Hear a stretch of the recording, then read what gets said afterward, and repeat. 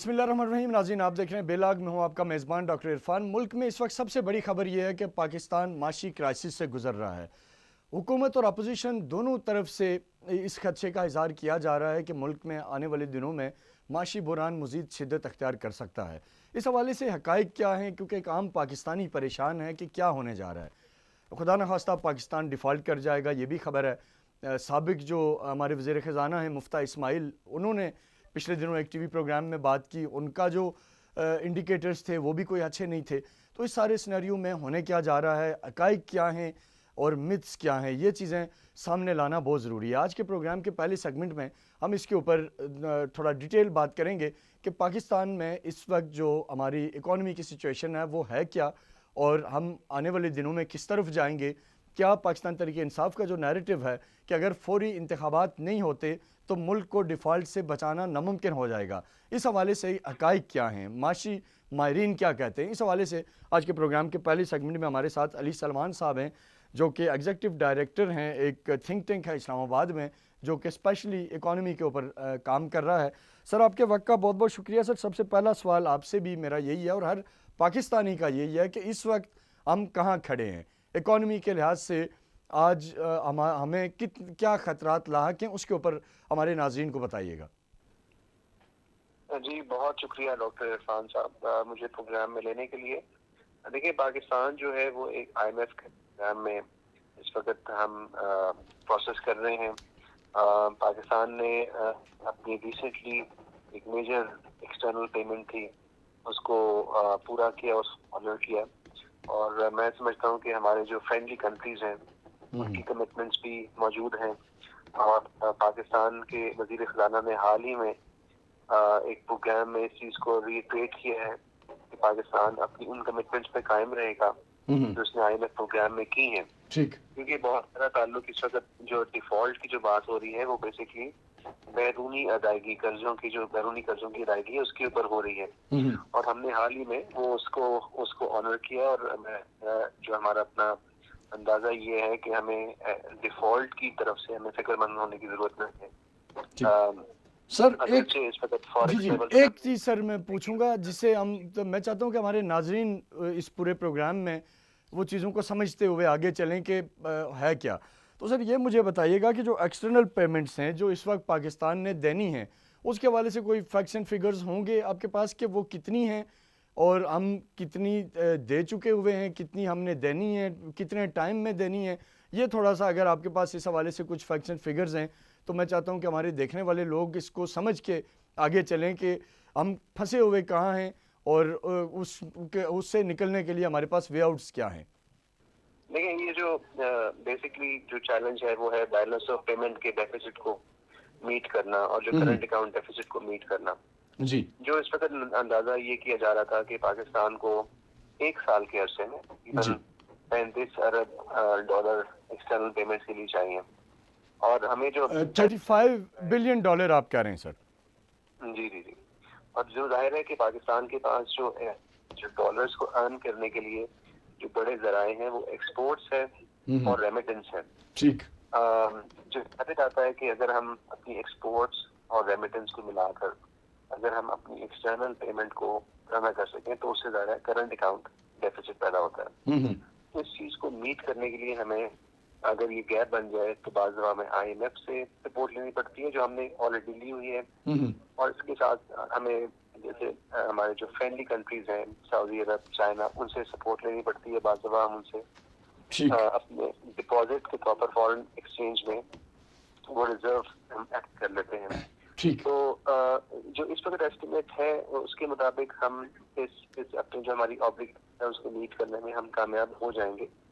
البتہ جو ہمارا جو چیلنج ابھی جو آ رہا ہے وہ یہ ہے کہ ایکسپورٹس اس طریقے سے نہیں بڑھ رہی بلکہ ان کی جو گروتھ ہے اس میں کمی ہو گئی ہے. ظاہر ہے کہ جیسے میں آپ سے کہا کہ ایکسپورٹس اور ریمیٹنس کو ہم جب تک انکریز نہیں کریں گے اس وقت تک یہ چیلنج تو بہرحال رہے گا. اگر ہم نے شارٹ ٹرم یہ سر جو ریمیٹنس کی ہم بات کر رہے ہیں اس کو تھوڑا سا اگر مزید آپ کلیئر لے جائیں کہ کیا وہ رقوم جو اوورسیز پاکستان بھجوا رہے ہیں اس کے اوپر ہم بیسڈ کرتے ہیں یا اس سے ہٹ کے ہمارے پاس ذریعہ کیا ہے؟ جی ریمیٹنس جو ہے وہ وہی فارم ہیں جو اوورسیز پاکستانیز اپنی فیملیز کو بھیجتے ہیں، وہ ڈالر کی شکل میں پاکستان میں آتی ہیں، اور ان کے بدلے میں ہمارا بینکنگ سسٹم ان کو روپیز دیتا ہے، وہ ڈالر نہیں دیتا. سو وہ جو ڈالر ہیں وہ ہمارے ایکسٹرنل پیمنٹ کا کرنٹ اکاؤنٹ کا ایک حصہ بن جاتی ہیں. ٹھیک. تو ہسٹوریکلی ہم اس پہ کافی ڈپینڈ کرتے ہیں. اوکے. اور ابھی پچھلے دنوں چونکہ پچھلے مہینوں میں اس میں کچھ کمی ہوئی ہے، پولیٹیکل سچویشن بھی ایسی ہوئی ہے، اس کے علاوہ ہمارا جو ایکسچینج ریٹ ہے اس کے اندر بھی انسٹیبلٹی آ رہی ہے. ٹھیک. تو اور افغانستان کے حالات کی وجہ سے بھی یہ ایک ڈالر کی اسمگلنگ کا خطرہ پیدا ہے، جو ابھی خود وزیر خزانہ نے بھی بتایا کہ ایسے واقعات رپورٹ ہو رہے ہیں. ٹھیک. کہ پاکستان سے ڈالر اسمگل ہو رہے ہیں. اس کی وجہ سے کرنسی کے اوپر زیادہ پریشر پڑ رہا ہے، اور ہمیں جو ڈالرز ملک میں چاہیے اپنی ادائیگی کے لیے، امپورٹ ادائیگی کے لیے، وہ اس طرح ہمیں اویلیبل نہیں ہو رہے. اس لیے بینکوں نے بھی ایل سیز ڈیلے کیا ہے، اور حکومت نے بھی بہت ساری امپورٹس میں کلیئرنسز میں ڈیلے کیا ہے. تو یہ اس وقت تو ایک صورتحال چیلنجنگ بنی ہوئی ہے، لیکن امید ہے کہ آگے چل کے ہم اپنی ایکسپورٹس ارننگ کو بہتر کر سکیں گے. اس کے ساتھ امید ہے کہ ریمیٹنس بھی بہتر ہوگی، تو جو ہمارا گیپ ہے کرنٹ اکاؤنٹ اس کا وہ پورا کر سکیں گے. ٹھیک. اچھا سر، اسی میں ایک چیز اور جاننا چاہوں گا کہ جو $13 بلین ہم نے ادائیگی کرنی ہے، اس کے لیے ٹائم فریم ہمارے پاس کیا ہے؟ سال سے ایک عام پاکستانی سمجھنا چاہے تو کیا مطلب ہے؟ یعنی یہ جون تقریباً 1 سال کا ایسٹیمیٹ ہوتا ہے جی فائنینشیل ایئر کا. یعنی اس میں ہمارا کتنا ٹائم گزرا ہوا ہے اور کتنے مہینے ہمارے پاس ہیں، یہ میں سمجھنا چاہ رہا ہوں. جو اس وقت دیکھیں فائنینشیل ایئر تقریباً آدھا گزر گیا ہے، ٹھیک. اور جون تک ہمارے پاس ٹائم ہے. اور اس میں ادائیگی کتنی ہوئی ہے اور رہتی کتنی ہے؟ اس کے اوپر کوئی فیکٹس اینڈ فیگرز ہوں؟ ہمارا اس وقت ایک میجر ادائیگی ہونی تھی 1 دسمبر کو $1 بلین سے زیادہ کی، وہ ہم نے کامیابی سے پے کر دیا تھا. یورو بانڈ کی آبلیگیشن تھی. اس بعد ہماری جو آبلیگیشن آئیں گی اس کے لیے بھی ہمارے پاس اس وقت یعنی ڈاکومنٹس موجود ہیں، اور امید ہے کہ پاکستان اس مرحلے سے کامیابی سے گزر جائے گا. ٹھیک. اچھا سر، اب آتے ہیں تھوڑا سا آئی ایم ایف پیکیج کے اوپر، کیونکہ اس کو عموماً جب ایک عام پاکستانی سنتا آئی ایم ایف تو اس کو لگتا ہے جی پتہ نہیں کیا ہمارے ساتھ ہو رہا ہے، یہ کوئی ظلم ہو رہا ہے، یہ پیسے کیوں وہ ہمیں دیتے ہیں، ہم سے زیادہ واپس لیتے ہیں. اس طرح کی ایک مت ہے لوگوں کے اندر. اس پہ تھوڑی سی بریف کیجیے گا کہ اس وقت پاکستان جس آئی ایم ایف پیکیج کی طرف دیکھ رہا ہے یا جس کے اوپر بات چل رہی ہے، اس سے ہمیں کیا فائدہ ہوگا، اور وہ کتنی اماؤنٹ ہے جو اس وقت ہمارے قومی خزانے میں اگر آتی ہے تو اسے کس طرح ہم اس سے مستفید کیسے ہوں گے، یہ اس کے اوپر تھوڑی سی بات کیجیے گا. آئی ایم ایف کا جو ٹوٹل جو پروگرام تھا وہ $6.5 بلین کا تھا، اس کو تقریباً 8 بلین کا ہو گیا.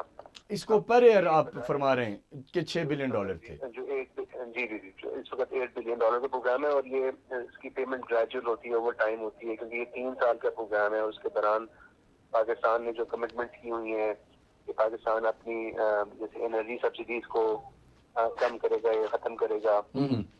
پیٹرول سبسڈیز جو ہم نے فیبروری میں پچھلی حکومت نے انٹروڈیوس کروائی تھی، ان کو آلریڈی ریورس کیا جا چکا ہے.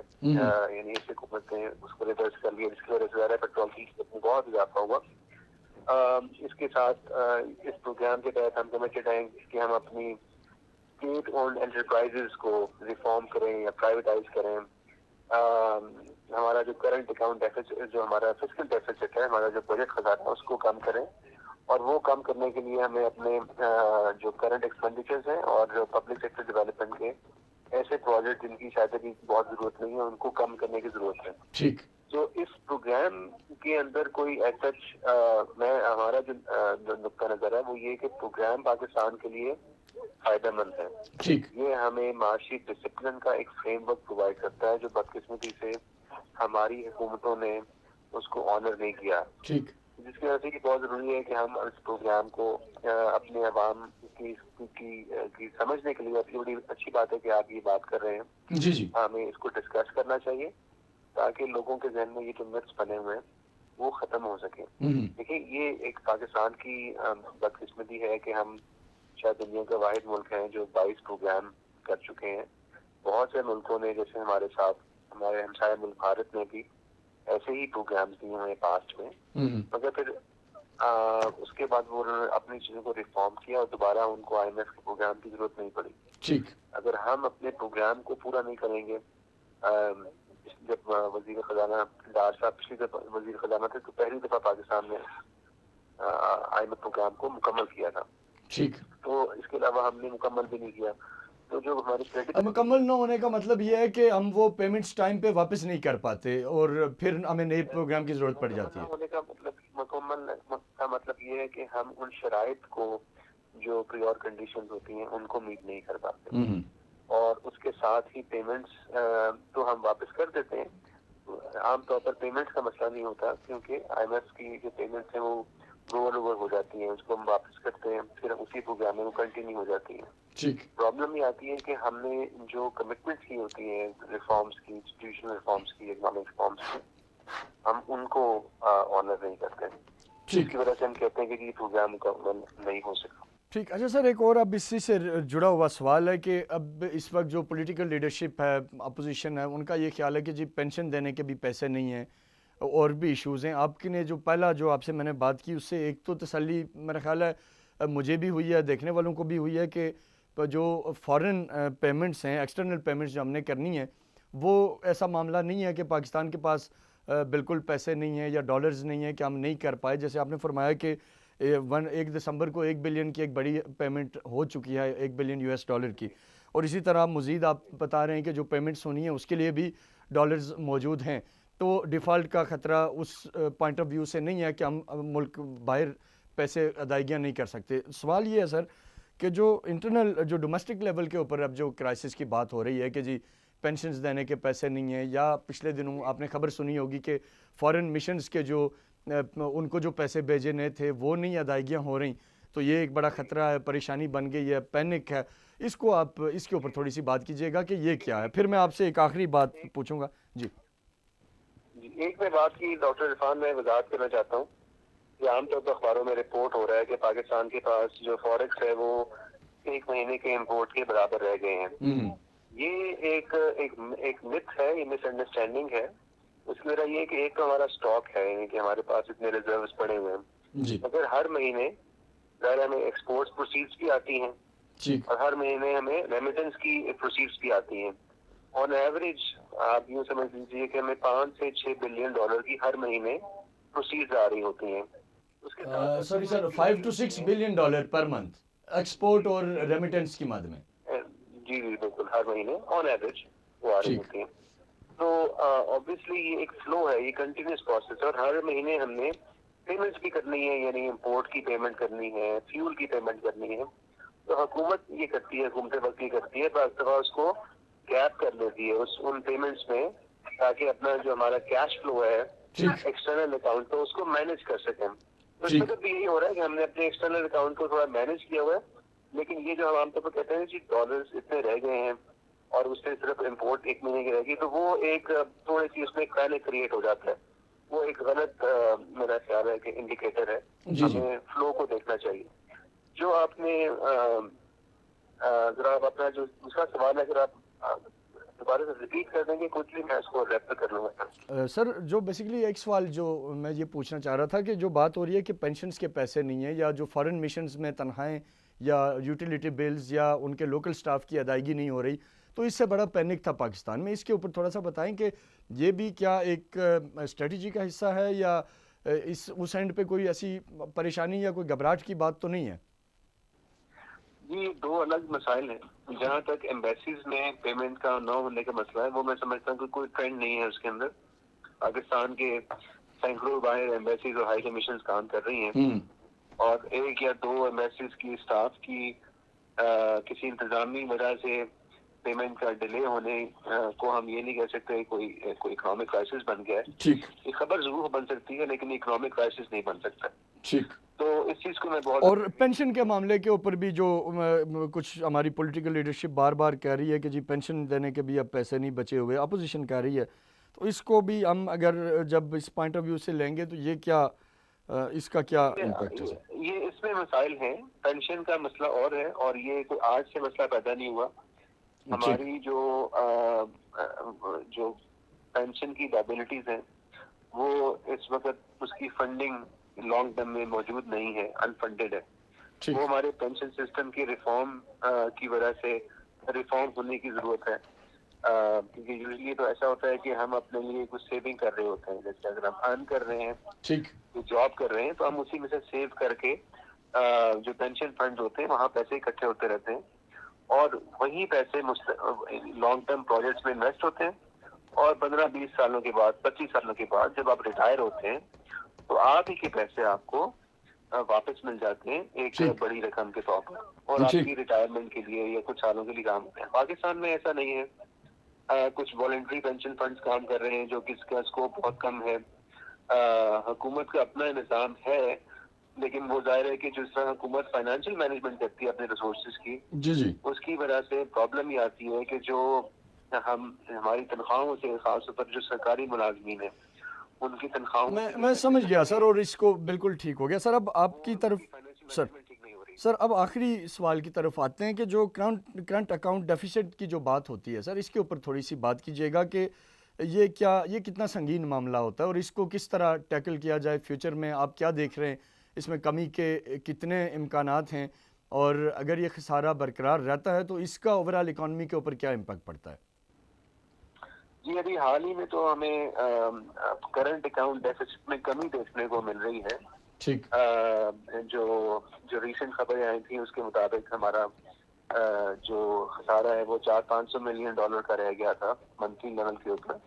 تو اس کی وجہ یہ تھی کہ ہم نے اپنی کچھ امپورٹ کو کرٹیل کیا, کچھ ہم نے پیمنٹس روکی. اس کی وجہ سے ہم نے عارضی طور پر ایز اے ٹرانزیکشن اس مسئلے کو حل کیا ہے.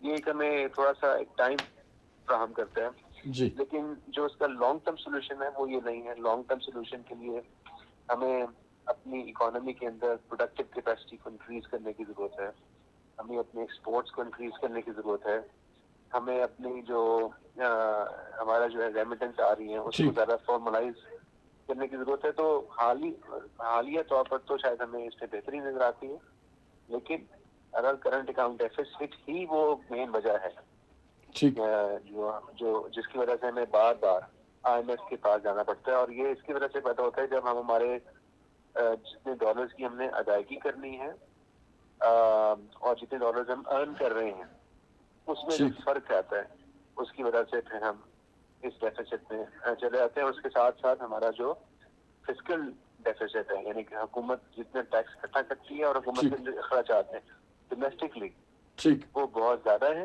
اور اس کی ارننگ کیپیسٹی سر, اس کو ہم اس کے میں کچھ فیکٹس اینڈ فگر ایوریج یا اپروکسیمیٹلی بتا سکتے ہیں کہ ہمارے پاس جو ٹیکس کلیکشن ہے وہ کتنی ہے اور ہماری جو ایکسپینڈیچرز ہیں وہ کتنے ہیں, اس کے اوپر چھوٹا بہت بات ہو سکتی ہے؟ جی, اس وقت ہمارا جو ایسٹیمیٹ ہے جو سر 2022-23 کے بجٹ کے مطابق حکومت کا 7 ٹریلین روپیز کی ریونیو ایکسپیکٹڈ ہے, ٹیکسز اور نان ٹیکس ریسورسز کو ملا کے 7 ٹریلین پاکستانی روپیز کی آپ بات کریں جی سر. جب ہمارے جو ایکسپینڈیچرز ہیں, جو پلانڈ ایکسپینڈیچرز تھے فلڈ سے پہلے, وہ جہاں تک مجھے یاد پڑتا ہے وہ تقریباً 8.5 ٹریلین کے قریب ہیں. سو ہمارے اخراجات زیادہ ہیں اور ہماری انکم حکومت کی اس کے مقابلے میں کم ہے. ٹھیک سو لیکن یہ ایسٹیمیٹس اب ریوائز ہونے جا رہے ہیں کیونکہ ہماری لاسز کافی ہوئے ہیں فلڈس میں انفراسٹرکچر کے, اور کچھ ہماری جو ارننگ کیپیسٹی ہے کچھ فصلوں کی بھی اور ایکسپورٹ ارننگ بھی وہ بھی متاثر ہوئی. ٹھیک تو اس لیے شاید ہمارے یہ ایسٹیمیٹس اتنے ریلیونٹ اب نہ رہے ہیں. ٹھیک. اور سر لاسٹ چیز آپ سے میں یہ جاننا چاہوں گا کہ جو بات ہو رہی ہے کہ سعودی عرب کی طرف سے بھی کچھ سپورٹ آ سکتی ہے فائنینشلی, یا باقی دوست ممالک کی طرف سے بھی, تو وہ اماؤنٹ اس کی جو یوٹیلائزیشن ہے وہ کیا زیادہ تر ایکسٹرنل پیمنٹس کی مد میں جاتی ہے, یا اس کو ہم اپنے ڈومیسٹک جو ہمارے خسارہ ہے یا باقی ایشوز ہیں ان کو وہ ٹھیک کرنے میں یوٹیلائز کیا جاتا ہے؟ اس پہ تھوڑا سا مجھے بتائیے گا. یہ جتنے بھی فرینڈلی کنٹریز کی پیمنٹس آتی ہیں ڈپازٹس کی شکل میں یا لونز کی شکل میں, وہ ہم صرف ایکسٹرنل پیمنٹ کو مینٹین کرنے کے لیے ہی استعمال کرتے ہیں. تو یہ ہمارے فوریکس کو سپورٹ کرنے کے لیے استعمال ہوتی ہے, تاکہ ہمارا جو گیپ ہے बैलेंस ऑफ पेमेंट का वो कम हो सके। बहुत शुक्रिया अली सलमान साहब आपके कीमती वक्त का। नाज़रीन हमारे साथ मौजूद थे माहिर माशी उमूर अली सलमान, जिनसे हमने तफसीली बात की और जितनी बेसिक चीज़ें हैं मुल्क की इकॉनमी रेलिवेंट उस पर कोशिश की कि जो रियलिटीज़ हैं वो भी आपके सामने रखें, जो मिथ्स हैं वो भी आपके सामने रखें। इसमें जो IMF प्रोग्राम को लेके आवाम के अंदर एक गम गुस्सा अमूमन पाया जाता है और ये लगता है कि जी ये पता नहीं क्या इसका हमारे मुल्क के ऊपर नेगेटिव इम्पैक्ट आएगा, वो भी बात हुई। और इसी तरह जो इस वक्त पाकिस्तान के मौजूदा सूरत हाल है उसके ऊपर भी हमने उनसे तफसीली बात की और उम्मीद है कि हमारे देखने वालों को इसका एक अंदाज़ा हुआ होगा कि इस वक्त पाकिस्तान में जो माशी सूरत हाल है वो क्या है। और ये जो मुल्क के डिफ़ॉल्ट कर जाने की जो खबरें हैं या जो पैनिक है उसमें यकीनी तौर पे ये जो फैक्ट्स एंड फिगर हैं इसके आने के बाद मेरा ख्याल है लोगों में एक जो पैनिक है वो कम होगा। एक शॉर्ट सा ब्रेक लेंगे, ब्रेक के बाद प्रोग्राम के अगले से की तरफ बढ़ते हैं, हमारे साथ रहिएगा।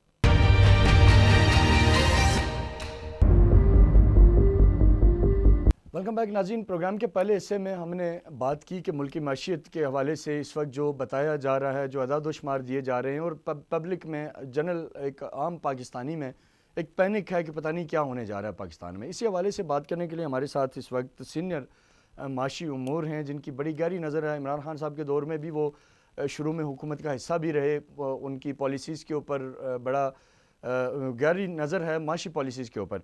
हमारे साथ डॉक्टर फ़रक सलीम हैं जिनसे हम इस हवाले से बात करेंगे। सर आपके वक्त का बहुत बहुत शुक्रिया। सर आपसे मैंने पहले सेगमेंट में भी एक और एनालिस्ट थे उनसे भी इसी पे बात की और आपसे भी मैं ये जानना चाहूँगा सर कि इस वक्त पाकिस्तान माशी तौर पे कहाँ खड़ा है।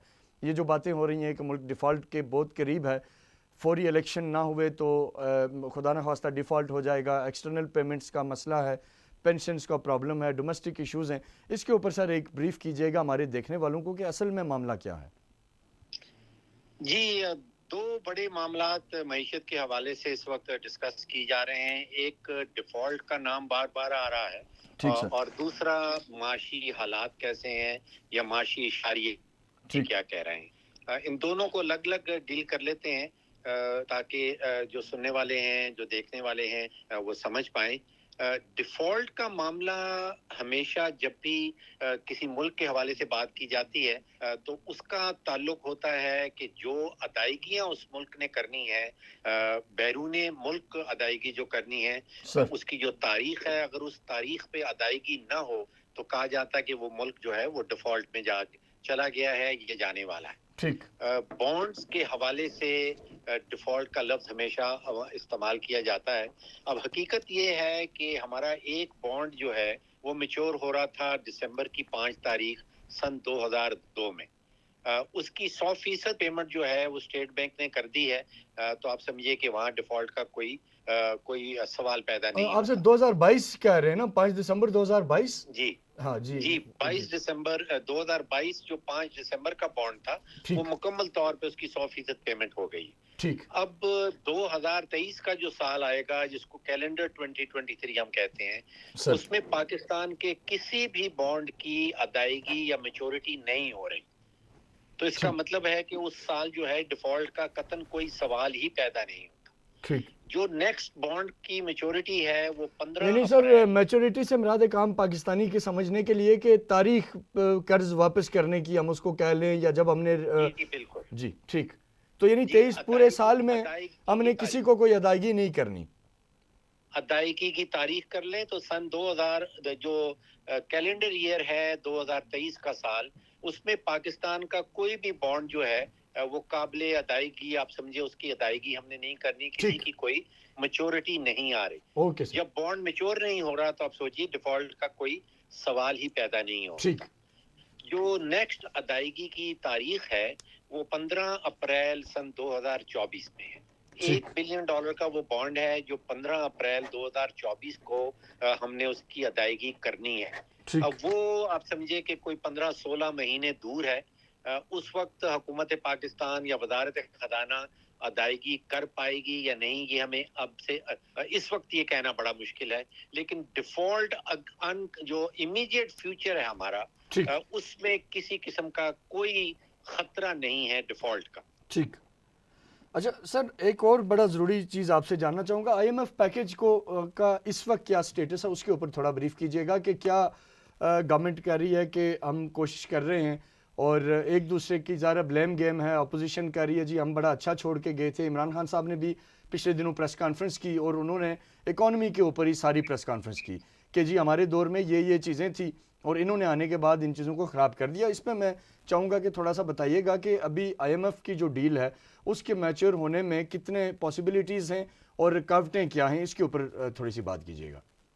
ڈاکٹر صاحب, پہلی بات میرا کنکلوژن یہ ہے کہ آئی ایم ایف کے بغیر ہمیں کہیں اور سے کسی قسم کی مدد ملنے والی نہیں ہے. ٹھیک. There is no other way out but the IMF. IMF کے پیکج کا ہمیں حصہ بننا ہی پڑے گا. ٹھیک. یہ اچھا, اب دوسری بات یہ ہے کہ آئی ایم ایف کا جو یہ معاہدہ یا پیکج جس کی ہم بات کرتے ہیں, یہ پی ٹی آئی کی حکومت کے دوران سن 2019 میں نیگوشیٹ کیا گیا تھا, اور وہ شرائط جو اس وقت آئی ایم ایف نے رکھی تھیں اس سے وزارت خزانہ حکومت پاکستان نے سائن کیا تھا اور ہم نے ان سے اگریمنٹ کیا تھا ایک آئی ایم ایف کے پیکج کا. تو یہ ساری شرائط جو ہیں یہ 2019 میں سیٹل کر لی گئی تھی. اب جو شرائط جن کی پاکستان کے حوالے سے آئی ایم ایف کا یہ کہنا ہے کہ کوئی 850 ارب روپے کے اضافی ریونیوز حکومت کو کلیکٹ کرنے ہوں گے. اگر آئی ایم ایف کی بات مانی جائے تو پھر کسی قسم کا منی بجٹ پاکستان کے اندر اس کا اعلان کرنا پڑے گا اور اس میں اضافی ٹیکسز جو ہیں وہ لگانے پڑیں گے. آئی ایم ایف کچھ سوالات اٹھا رہی ہے کہ بجلی کی مد میں جو ایکسپورٹ سیکٹرز کو سبسڈی دی گئی ہے, آپ کو یاد ہے کہ وزارت خزانہ نے کوئی 19 روپے اور 99 پیسے فی یونٹ کے حوالے سے ایکسپورٹ سیکٹر کو بجلی فراہم کرنے کا وعدہ کیا ہے. اس میں آئی ایم ایف سوال پوچھ رہی ہے کہ اگر آپ سبسڈی دے رہے ہیں تو اس سبسڈی دینے کے جو فنڈز ہیں وہ کہاں سے کریٹ ہوں گے, یہ ایک سوال اٹھایا جا رہا ہے. اسی طرح جو یوریا کے حوالے سے سبسڈی کا اعلان کیا گیا ہے, آئی ایم ایف سوال اٹھا رہی ہے کہ اس یوریا کی سبسڈی دینے کے پیسے جو ہیں, فنڈز جو ہیں وہ کہاں سے آئیں گے. تو نیگوشیشنز بتایا یہ جا رہا ہے دونوں طرف سے. آئی ایم ایف بھی یہ کہتی ہے اور حکومت پاکستان وزارت خزانہ بھی یہی کہہ رہی ہے کہ نیگوشیشنز جاری ہیں, لیکن ابھی کسی قسم کا جو نیٹ ریزلٹ ہے وہ سامنے نہیں آیا. میرا خدشہ یہ ہے کہ دسمبر کے مہینے میں ہم آ گئے ہیں, آئی ایم ایف کا بیشتر سٹاف جو ہے وہ دسمبر کے مہینے میں چھٹیوں پہ جانا شروع ہو جاتا ہے, اور پھر یہ جنوری میں واپس آئے گا, اور پھر جنوری میں دوبارہ سے ہی اگر نیگوشیشن شروع کی جائے گی تو ہم کہیں اینڈ جنوری یا ارلی فیبروری کی بات کر رہے ہیں, جبکہ ایکچولی یہ ڈسکشنز جو ہیں وہ کسی قسم کے نتیجے کی طرف پہنچیں گی. ہمیں اس وقت ڈالر کی بڑی سخت اور سنگین قسم کی ضرورت ہے.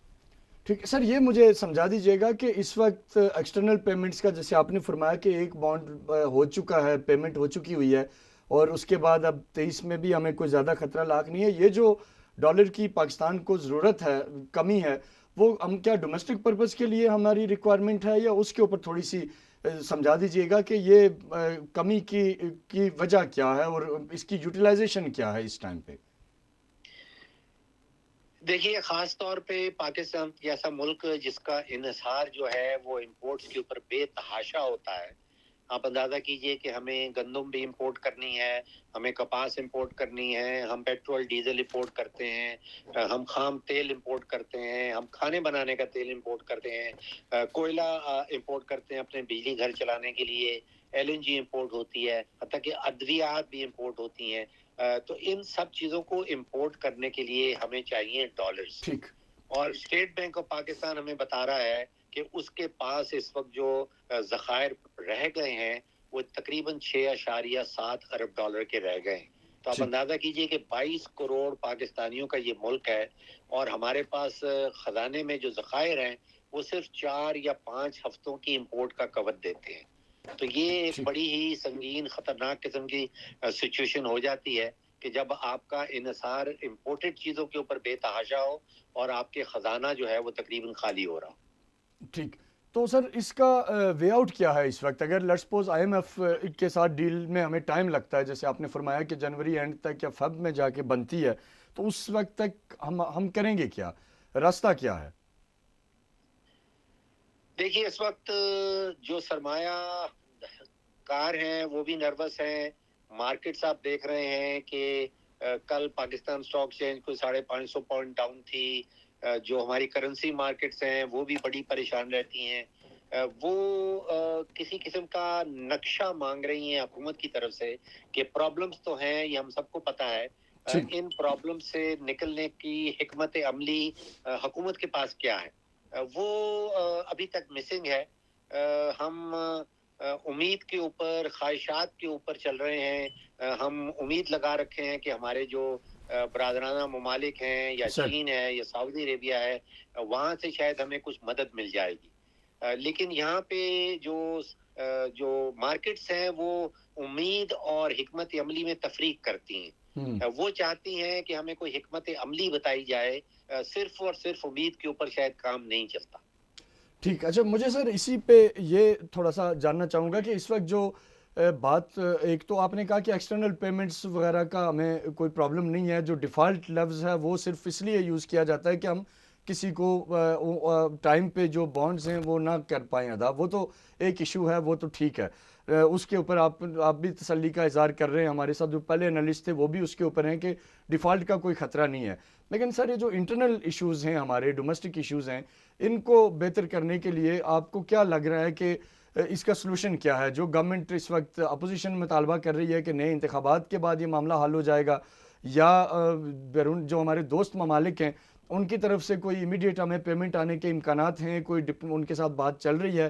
ہمارے موجودہ جو وزیر خزانہ ہیں یہ کتنا آپ کو لگتا ہے کہ چیزوں کو سے ملک کو نکالنے میں کامیاب ہو جائیں گے؟ اس کے اوپر تھوڑی سی روشنی ڈالیے گا. دیکھیے وزیر خزانہ صاحب, اس میں کوئی شک کی بات نہیں کہ وہ محنت بے تحاشا کر رہے ہیں. ٹھیک. وہ کوشش کر رہے ہیں کہ اکانومی کو کسی طرح سٹیبلائز کیا جائے, لیکن مارکیٹس ان سے میرا خیال ہے جو ڈیمانڈ کرتی ہیں وہ ریلی جس کو ہم کہتے ہیں کہ ایک روڈ میپ, ایک بلو پرنٹ, ایک کوئی طریقہ کار جو ہے صاف واضح قسم کا, وہ مارکیٹس کو بتایا جائے کہ یہ جو پرابلمز ہیں, جو ڈالر کے حوالے سے پرابلمز ہیں, جو ڈالر کا فقدان ہے, حکومت کے ذہن میں کیا نقشہ ہے کہ ان پرابلم سے کس طرح نکلا جائے گا. اگر وہ حکومت کے پاس کوئی روڈ میپ ایگزسٹ کرتا ہے تو میری درخواست یہ ہوگی, سجیشن یہ ہوگی کہ اس نقشے کو مارکیٹ سے اور انویسٹر سے اور لوگوں سے شیئر کر لیا جائے, تاکہ لوگوں کو فیوچر کے حوالے سے کوئی کسی قسم کی گارنٹی ان کے سامنے آ جائے. ٹھیک. سر آپ کیا تجویز کریں گے بینگ اکانومی کے ایکسپرٹ ہونے کے, آپ کیا سمجھتے ہیں کہ یہ سچویشن ہو اور اس سے نکلنے کا آپ وے آؤٹ کیا بتائیں گے گورنمنٹ کو؟ دیکھیے ایک معاملہ تو یہ ہے کہ جس سچویشن میں آج ہم کھڑے ہیں, یہ پچھلے 25-30 سال کی جو معاشی غلطیاں ہیں ان کے نتیجے میں ہم یہاں پہنچے ہیں. ٹھیک. دو بیماریاں جو معاشی بیماریاں کہلاتی ہیں, جو پھر آگے 100 معاشی بیماریوں کو جنم دیتی ہیں, وہ دو بیماریاں ہیں بجٹ کا خسارہ اور تجارتی خسارہ. ٹھیک. اب ہم پچھلے 25 سالوں سے آپ سوچئے کہ ہر جون کے مہینے میں ہمارے وزیر خزانہ صاحب نیشنل اسمبلی کی فلور پہ کھڑے ہوتے ہیں اور ہمیں یہ بتایا جاتا ہے کہ اس سال 4000 ارب کا بجٹ کا خسارہ ہوگا. پھر ایک سال بتایا جاتا ہے کہ اس سال 5000 ارب کا بجٹ کا خسارہ ہوگا. پھر ہم 20 ارب ڈالر, 30 ارب ڈالر تجارت کا خسارہ کرتے ہیں. ابھی تھوڑی دیر پہلے آپ نے پی ٹی آئی کی حکومت کے بارے میں پوچھا. آپ اندازہ کیجئے کہ اپریل 2022 کے مہینے میں جب نئی حکومت آئی ہے تو دو بڑے خسارے جو پی ٹی آئی کی حکومت چھوڑ کے جا رہی تھی, ایک بجٹ کا خسارہ تھا جو لگ بھگ 5,500 ارب کا تھا, اور وہ پاکستان کی 75 سالہ معاشی تاریخ کا بلند ترین بجٹ کا خسارہ چھوڑ کے گئے. دوسرا بڑا خسارہ جو تھا وہ تجارت کا خسارہ تھا, وہ کوئی لگ بھگ 45 ارب ڈالر کا تجارت کا خسارہ, دوبارہ سے پاکستان کی 74 سالہ معاشی تاریخ کا بلند ترین بجٹری خسارہ. ٹھیک. اب اگر آپ 25-30 سال سے یہ خسارے کر رہے ہیں اور پھر اگر سوال اٹھایا جائے کہ اس کا حل کیا ہے, تو اس کا حل کوئی امیڈیٹ تو نکل نہیں سکتا ہے. امیجیٹ جو حل ہے وہ تو جیسے میں نے شروع میں کہا کہ اس وقت تو ہمیں آئی ایم ایف کے پاس جانا ہوگا، کیونکہ آئی ایم ایف واحد عالمی ادارہ ہے جس کے پاس ایک مانیٹرنگ میکنزم ہے. نہ ورلڈ بینک کے پاس مانیٹرنگ میکنزم ہے، نہ ایشین ڈیولپمنٹ بینک کے پاس ہے. کچھ مہینے پہلے آپ کو یاد ہوگا کہ چائنا نے بھی ہمیں یہی ایڈوائس کی تھی، یہی مشورہ دیا تھا کہ کوئی اسی قسم کا پیغام آیا تھا. ٹھیک، تو یعنی اس وقت جو اس سٹوری کو شارٹ کریں تو وہ یہی ہے کہ آئی ایم ایف ہی ایک راستہ ہے جس سے ہم تھوڑا سا اسٹیبلٹی کی طرف جائیں، اور پھر بعد میں ممکنہ طور پہ چین اور سعودی عرب اور باقی جہاں جہاں سے ہماری امیدیں ہیں اس طرف ہم کوئی آگے کوئی ہماری اکانومی کو انجیکٹ کر سکے گا دوسرا ملک. جی صاحب، میرا ادنا سا میری رائے میں یہی. ٹھیک. اور سر آخری سوال میرے دیکھنے والوں کے لیے، میں خود بھی ظاہر ہے کام پاکستانی کی حیثیت سے پچھلے دنوں بھی دیکھا کہ جی بتا رہے تھے کہ ہمارے جو فارن مشنز ہیں ان کو تنخواہوں کے پیسے نہیں ہیں، باقی ایشوز تھے. جو وزیر خزانہ ہیں پنجاب کے، کشمیر کے، کے پی کے، جی بی کے، انہوں نے پریس کانفرنس کیجئے کہ ہمیں بجٹ نہیں مل رہا.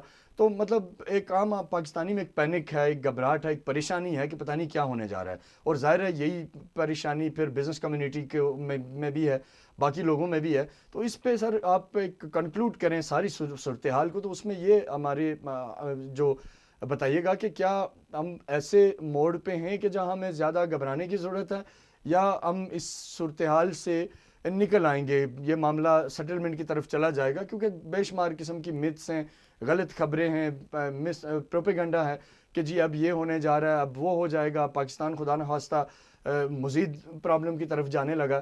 تو اس سارے سینیریو کے اندر سر آپ بینگ اکانومی کے ایکسپرٹ ہمیں، ہمارے ناظرین کو آخری کچھ منٹس میں یہ بتائیے گا کہ کس طرح ہم اس وقت اپنے مطلب اگر یہ دیکھنا چاہیں یا ایک تجزیہ لگانا چاہیں کہ ہم کس اس پہ ہیں، تو ہم تسلی بخش صورتحال میں ہیں یا ہمیں واقعی میں زیادہ پریشانی کا سامنا کرنا پڑ سکتا ہے؟ دیکھیے، دو چیزیں ہو رہی ہیں نہ صرف پاکستان میں بلکہ دنیا بھر میں. ایک تو مہنگائی کی شرح. جی. امریکہ جیسے ملک کے اندر مہنگائی کی شرح کے 40 سالہ ریکارڈ ٹوٹ گئے ہیں. ٹھیک. برطانیہ کے اندر مہنگائی کی شرح کا کوئی 42 سالہ ریکارڈ ٹوٹا ہے. ٹھیک. پاکستان کے اندر جو مہنگائی کی شرح کا 47 سالہ ریکارڈ ٹوٹا ہے. ٹھیک. تو جہاں تک مہنگائی کا عالم ہے وہ میں سمجھتا ہوں کہ ایک گلوبل فینومینا ہے. دنیا بھر کے جو سٹیزنز ہیں دنیا بھر کے ممالک کے، وہ مہنگائی کا سامنا کر رہے ہیں. پاکستانی شاید ان سے زیادہ، ہمارے ہاں مہنگائی کی شرح زیادہ ہے، مقابلہ ہم بھی کر رہے ہیں، لیکن یہ مہنگائی والا ایشو جو ہے یہ دنیا بھر کا ایک پرابلم جو ہے وہ بنا ہوا ہے. پھر معاشی غیر یقینی کی جو فضا ہے، خاص طور پہ روس اور یوکرین کی جنگ کے بعد جو قیمتوں میں اضافہ آیا، جو کموڈٹیز کی قیمتوں میں اضافہ آیا، اس کا پاکستان کو بھی نقصان پہنچا ہے، باقی دنیا میں بھی نقصان پہنچ رہا ہے. اور اس وقت جو پروجیکشنز ہمیں نظر آ رہی ہیں اگلے سال کی، وہ یہی بتا رہی ہیں کہ 2023 کا سال جو ہے وہ 2022 کے سال کے مقابلے میں زیادہ مشکل ہوگا. لوگوں کے اوپر جو بوجھ ہے، ان کا جو کوانٹم ہے، ان کی جو تعداد ہے، ان کا جو بوجھ ہے، وہ مزید بڑھنے کا خدشہ ہے. ٹھیک. ٹھیک. لیکن سر بس ایک آخری بات کر کے میں کنکلوڈ کروں گا کہ ہم یہ اس سارے آپ کی گفتگو سے اس نتیجے پہ پہنچے ہیں کہ اللہ اس کے اوپر، ہمارے اوپر رحم کرے گا کہ ملک کو کوئی ایسا بڑا اس نوعیت کا خطرہ نہیں ہے جو ایک متس اور چیزیں چلائی جا رہی ہیں کہ جی بالکل ہی خدا نخواستہ ہم دیوالیہ ہو جائیں گے اور کچھ نہیں بچے گا. لیکن ایک کرائسس ہے، مشکلات ہیں، جامع حکمت عملی سے، آئی ایم ایف پیکج سے، دوست ممالک کے ساتھ تعلقات کی بہتری سے، اور اپنی جو ہماری امپورٹ کے اندر کچھ اصلاحات کی ضرورت ہیں، اس سے ہم ایک بہتر ٹریک کی طرف جا سکتے ہیں. یا اس میں آپ کی کوئی دوسری رائے ہے؟ جی، آپ بالکل ٹھیک نتیجے پہ پہنچ گئے صاحب. ٹھیک سر، بہت بہت شکریہ آپ کے قیمتی وقت کا. ناظرین، ہمارے ساتھ موجود تھے پاکستان کے ایک نامور معاشی ماہر جن کا تجربہ ہے، جن کی چیزوں کے اوپر نظر ہے. اور آج کے پروگرام کا میرا مقصد بھی یہ تھا کہ جیسے پوری قوم میں ایک غیر یقینی ہے، پریشانی ہے، یقینی طور پہ کام پاکستانی ہونے کی حیثیت سے میں بھی یہ سوچتا رہا کہ یہ حالات کس طرف جا رہے ہیں اور اصل معاملہ کیا ہے. تو میں نے یہ کوشش کی کہ ملک کے جو بڑے ہمارے معاشی ماہر ہیں ان کے ساتھ بات کریں اور ان کی گفتگو کو عوام تک براہ راست پہنچائیں، لوگوں کو بتائیں کہ اصل فیکٹس کیا ہیں، مسائل کیا ہیں. ساری جو گفتگو کا خلاصہ ہے وہ یہی ہے کہ گو کہ پاکستان میں مسائل ہیں، لیکن جو فارن پیمنٹس ہم نے دینی ہیں دوسرے ملکوں کی، اس میں ہمیں کوئی بڑی پریشانی نہیں ہے۔ ہم نے ایک بانڈ اس ماہ کی 5 تاریخ کو انہوں نے بتایا، اور میرے دوسرے اکانومسٹ نے بتایا کہ 1 دسمبر کو وہ میچور ہو گیا تھا، اور اس میں $1 بلین کی وہ رقم تھی جو کہ ادا کر دی گئی ہے۔ اسی طرح جو آنے والے دنوں میں اس اگلے مالی سال میں ہمارا کوئی بانڈ میچور نہیں ہو رہا، 2023 میں پھر جا کے ایک بانڈ ہے 24 میں جو 15 اپریل کو میچور ہوگا۔ اور اسی طرح جو ڈومیسٹک ایشوز ہیں، کرنٹ اکاؤنٹ کا جو خسارہ ہے، یا اسی طرح جو ہمارے امپورٹ اور ایکسپورٹ میں جو ایک امبیلنس ہے، اس کے اوپر کام کرنے سے، اور ہماری جو ریمیٹنس ہیں، فارن ریمیٹنس، ہمارے اوورسیز بھائی اس کے اندر اپنا بڑا کنٹریبیوٹ کر سکتے ہیں ملک کو ایک بہتر ڈائریکشن میں لے جانے کے لیے۔ ان کے رول کو ماضی کی طرح ایک دفعہ پھر میں سمجھتا ہوں کہ پاکستان کو ضرورت ہے، جس سے حالات میں بہتری کی طرف ہم بڑھیں گے انشاءاللہ تعالیٰ، اور یہ جو ملک کے اندر غیر یقینی کی فضا ہے اس میں کمی آئے گی۔ اور IMF پیکج کے ہمارے ماہرین نے یہ بات کی کہ اس کے بغیر ہمارے پاس کوئی چارہ نہیں ہے۔ تو اگر IMF پیکج آتا ہے تو ڈیفینیٹلی وہ عوام کے اوپر ایک برڈن تو ضرور ہوگا، لیکن ملک کی بہتری کے لیے ہم نے اپنے وطن کے استحکام کے لیے، اس کو قائم و دائم رکھنے کے لیے، اس کو مضبوط کرنے کے لیے انفرادی طور پہ عین ممکن ہے کہ عوام کو یہ بوجھ اٹھانا پڑے، لیکن ریاست کو بہرحال آگے بڑھنا ہے، ریاست کو مضبوط ہونا ہے، اور اس میں ہر ایک پاکستانی اپنا اپنا کنٹریبیوشن دے گا۔ اور میں نے آج کے پروگرام کے ذریعے کوشش یہ کی کہ جو فیکٹس اینڈ فگر ہیں وہ لوگوں تک پہنچے۔ اپنے میزبان ڈاکٹر عرفان کو اجازت دیں، کل آپ سے پھر ملاقات ہوگی، تب تک کے لیے اللہ حافظ۔ پاکستان پائندہ باد۔